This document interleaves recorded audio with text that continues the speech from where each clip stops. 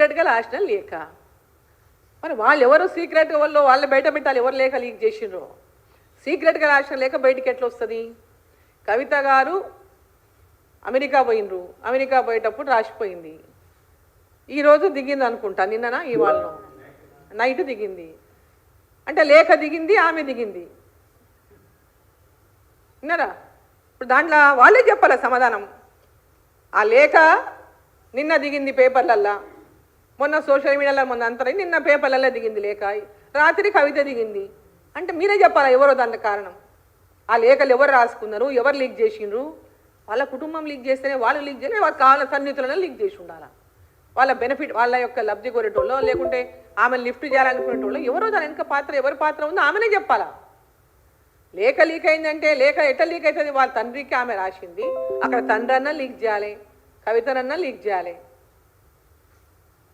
ఇక మధ్యలో ఎవరన్నా ఉంటే ఇంకా వాళ్ళ భావనన్నా లీక్ చేయాలి, వాళ్ళ అన్ననన్నా లీక్ చేయాలి. మంది ఎవరు లీక్ చేస్తారు చెప్పండి? అక్కడ వేరే వాళ్ళకి ఎక్కడ ఛాన్సు? అది ఆమెనే చెప్పాలి. దయ్యాలు ఎవరిని అంటుండో మనకి ఎట్ట తెలుస్తుంది దయ్యాలు ఎవరో? వాళ్ళ ఇంట్లో పోయి మనం చూడం కదా, వాళ్ళ కుటుంబంలో ఉన్నటువంటి పరిస్థితులు మనకేం తెలుస్తాయి? మేము బయట నుంచి చూస్తాము, ఇంట్లో పోయి మనం చూడం కదా.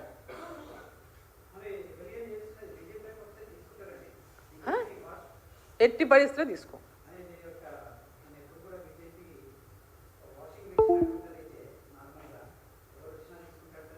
ఎవరు వచ్చినా అంటే దానికి కూడా కొన్ని ఉంటాయండి. ఎవరు వచ్చినా అంటే వచ్చే వాళ్ళు కూడా ఎవరైనా ఒకసారి చూస్తాం కదా. ఇప్పుడు మనం మన ఇంట్లోకి వచ్చిన గెస్ట్లందరినీ ఆహ్వానిస్తాం, ఎవరిని రావాలో వాళ్ళని ఆహ్వానిస్తాం కదా. అన్వాంటెడ్ గెస్ట్ని ఆహ్వానించాం కదా.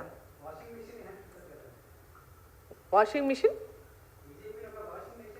అన్ని వాషింగ్ మిషన్లు అన్నింటినీ కూడా వాష్ చేయవు, కొన్ని అయితే కొన్ని కావు.